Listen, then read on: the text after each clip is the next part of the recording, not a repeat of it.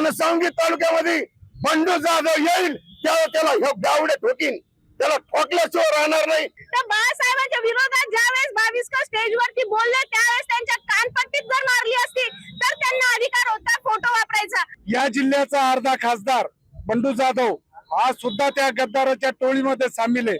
त्याला जिथं दिसल तिथं तोडवल्याशिवाय शिवसैनिक स्वस्थ बसणार नाही। आज जालन्यामध्ये शिवसेना उद्धव बाळासाहेब ठाकरे गटाच्या वतीने आगळं वेगळं आंदोलन करण्यात येत आहे। माझ्यासोबत आंदोलन करते आहेत।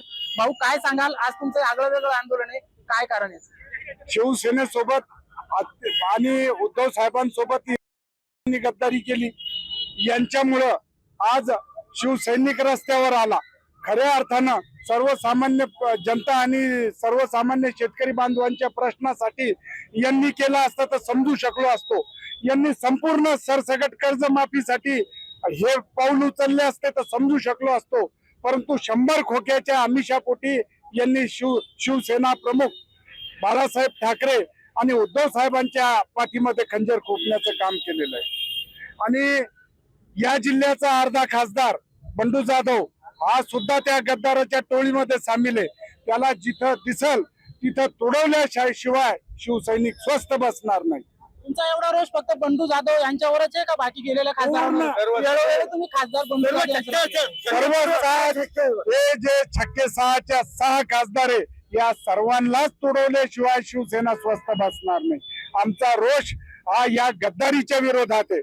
खऱ्या अर्थानं उद्धव साहेबांनी या लोकांना खासदारक्या मिळवून दिल्या, मशाल चिन्हावर त्यांना निवडून आणलं, त्यांच्यासाठी मतं मागितले आणि खुशाल त्यांनी पाठीमध्ये खंजीर खुपसून निघून गेले। यांना तोडवायच्या पण लायकीचे, यांना नेस्तनाबूत केलं गेलं पाहिजे आणि सामान्य जनता आगामी काळामध्ये त्यांना नेस्तनाबूत केल्याशिवाय स्वस्थ बसणार नाही। माझ्यासोबत काही महिला पदाधिकारी सुद्धा आहेत। काही तुमच्या हातात जे बॅनर दिसतंय तर काय विषय? विषय हाच आहे की जे 6 खासदार गेले, जसं नीटचा पेपर फुटल्यानंतर पुन्हा तुम्ही परीक्षा घेताय, तसं 6 खासदार जेव्हा फुटताय तर तुम्ही पुन्हा त्या पक्षाच्या चिन्ह आणि नावावरती तुम्ही रिइलेक्शन घ्यावं आणि त्यांना निवडून येण्याचं सांगावं। आणि त्यानंतर आज वंदनीय श्री बाळासाहेबांचा जे अपमान करताय 22 ते डायरेक्ट शिंदे साहेबांच्या समोर म्हणतायत की बाळासाहेब असे म्हटले होते की यांना सांभाळा त्यांना सांभाळा। त्यांना जर त्या 22ला सांभाळलं नसतं तर आज ते स्वतः स्टेजवर दिसले नसते। आणि आपले जे DCM आहे मिंदे गटातले उपमुख्यमंत्री ते स्वतः हे ऐकतायत, म्हणजे याच्यावरून आता त्यांचा खरा चेहरा हा दिसायला लागलेला आहे की ते बाळासाहेबांचं नाव आणि फोटो फक्त हे त्यांचे मत मिळवण्यासाठी वापरतात। त्यांना निष्ठेशी आणि बाळासाहेबांशी काही घेणं देणं नाही राहिलेलं आणि बाळासाहेबांचा विचार पुढे घेऊन जर ते जात आहेत तर ते तिथं स्टेजवरती ऐकूच शकत नाही अशा गोष्टी।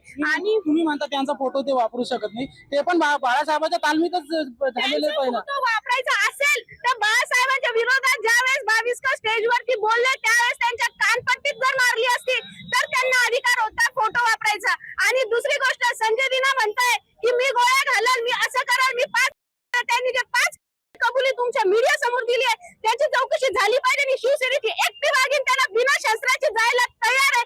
त्यांना म्हणावं YZ सुरक्षेमध्ये मी येते, किती गोळ्या घालता मी स्वतः बघते। तुमच्या हातामध्ये हा जो बॅनर आहे राम मंदिर घोटाळ्याबद्दल तुम्ही बोलताय, चढाव्याबद्दल काय विषय? राम मंदिरा म्हटला चढावा बी भाजपला म्हणजे परत नाही। याच्यामध्ये काय झालं की राम मंदिरातला चढावा हा बी चढावा हे भाजप सरकार आज गिळायला बसलेलं आहे। आणि जे आमचे गद्दार खासदार होते ते गद्दार खासदारांनी मशाल या चिन्हावर निवडून आले। सामान्य आम्ही एक शिवसैनिक, त्या शिवसैनिकांना आमच्या रक्ताचं पाणी करून त्यांना निवडून आणलं आणि त्यांनी 100 कोटी घेऊन गद्दारी केली। नक्कीच हा शिवसैनिकाचा रोष। माझ्यासोबत आणखी काही शिवसैनिक आहेत। भाऊ, तुम्ही कुठून आला या आंदोलनात आणि आंदोलनाची भूमिका काय काय? कोकणातून आलो आणि या शिवसेनेमध्ये आम्ही 30 वर्षापासून काम करतो। या गरीब शिवसैनिकांनी रक्ताचं पाणी करून या खासदार केलं, आमदार केलं आणि यांनी उद्धव साहेबांच्या पाठीत खंजीर खुपसलं। ज्याला अवलादीप्रमाणे पाळलं ते ओमराजेंनी धोका दिला। अशा खासदारावर प्रचंड चीड आहे आणि येणाऱ्या काळामध्ये शिवसैनिक आणि या महाराष्ट्रातील जनता यांना खाली जमिनीवर लोळू तुडू मारण्याचा प्रयत्न करत आहे, त्यांचा शोध घेत आहे। परंतु हे गद्दार जे सरकार बसलेलं आहे हे सरकार त्यांना Y+, Z+ सुरक्षेखाली संरक्षण देण्याचा प्रयत्न करत आहे, परंतु जनता ज्या वेळेला विरोधात येते त्यावेळेला तुडवल्याशिवाय चांगल्या त्या चांगल्या माणसाला तुडवल्याशिवाय राहत नाही.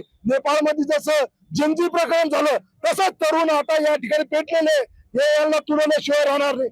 आजचा दिवस उद्या टाळला जाईल, परंतु हे तुडवल्याशिवाय राहणार नाही. जय हिंद, जय महाराष्ट्र. तुम्ही म्हणता सरकार त्यांना झेड+ सुरक्षा देते, ते संविधानिक पदावर बसलेले आहेत, त्यांची सुरक्षा करणं सरकारची जबाबदारी आहे. तुम्ही मारहाणीच्या गोष्टी करतात, हे कुठलं संविधान आहे? तुम्हीच तर रॅली काढली संविधान बचाव, मग याला संविधान बचाव असं म्हणतात. आता संविधान आणि न्याय मागण्यासाठी गेल्या 20 वर्षापासून ओमराजे निंबाळकर त्या कोर्टामध्ये न्याय मागण्यासाठी लढत आहे, त्याला न्याय मिळाला नाही आणि तो शेवटी त्याच मातीला माती लावून बसला.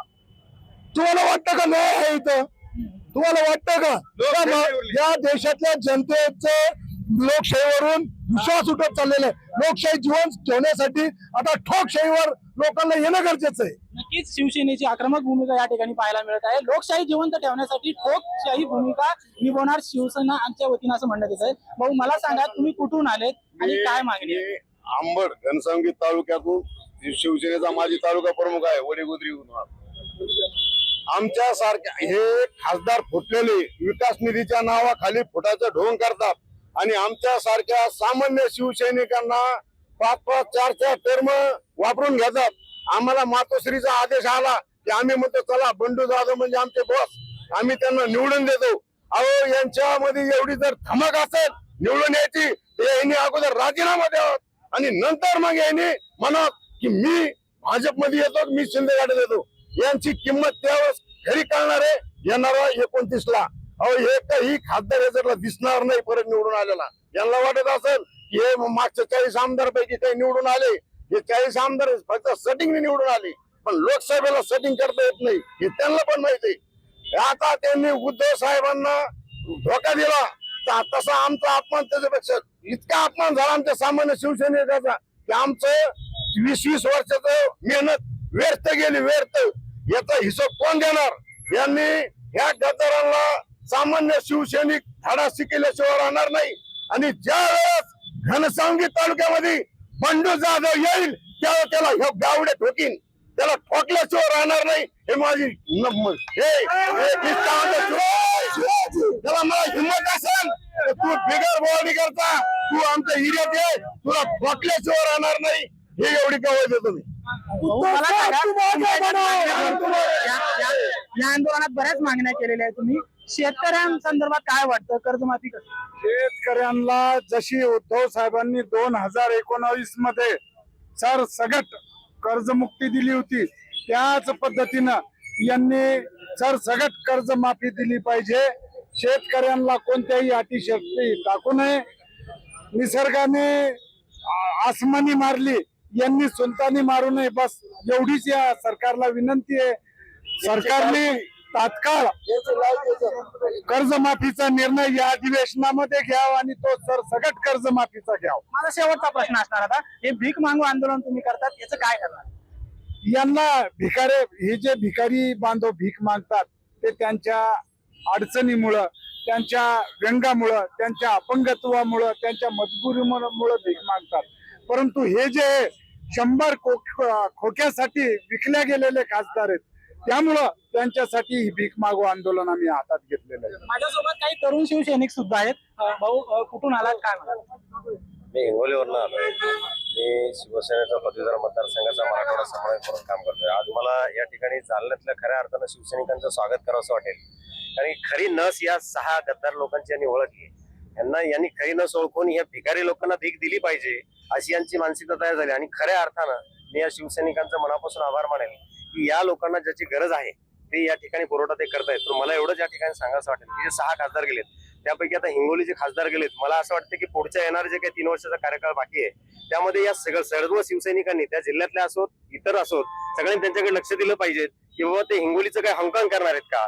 परभणीचे गेलेत, परभणीचे काय आता हे मतदारसंघातले जे खासदार गेले ते परभणीचा जर्मनी करणार आहेत का?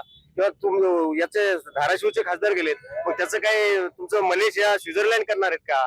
कुठेतरी म्हणजे जे विकासाच्या नावाखाली ते गेलेत कुठेतरी हा विकास खरंच या अर्थाने करतील का हे 100% प्रत्येक इथून पुढच्या कार्यकाळात या शिवसैनिकांनी लक्ष दिलं पाहिजे आणि लक्ष देऊन तर वाच ठेवून आता हे तुडवा तुडीचं आमचं आंदोलन तर चालूच राहणार आहे, पण प्रत्येक या बारीक गोष्टीवर लक्ष देणं गरजेचं आहे असं मी म्हणतो. एक शेवटचा प्रश्न आहे माझा. आपल्याच मतदारसंघातील एका आमदारानं म्हटलं होतं की येत्या काही दिवसामध्ये शिवसेनेमध्ये सुद्धा म्हणजे उभाटा गटामध्ये सुद्धा ऑपरेशन टायगर होणार आहे. काय वाटतं म्हणजे आणखी आमदार फुटणार? आणखीन आमदार फुटतील असं तर मला काही वाटत नाहीये. आणि त्यांनी जे ऑपरेशन टायगर नाही, ऑपरेशन लोमडी आहे, लोमडीमध्ये सुमडी करतायत. हे लपून लपून खासदार आमदार तोडायचे आणि त्यांना तिकडे घेऊन जायचं. याला ऑपरेशन टायगर नाही. टायगर जर असेल तर तोंडात डोळ्यात समोर यायचं आणि आमदाराला घेऊन जायचं. नक्कीच हे होते शिवसैनिक. यांनी म्हटलेलं आहे की येत्या काही दिवसामध्ये जर आमचं असंच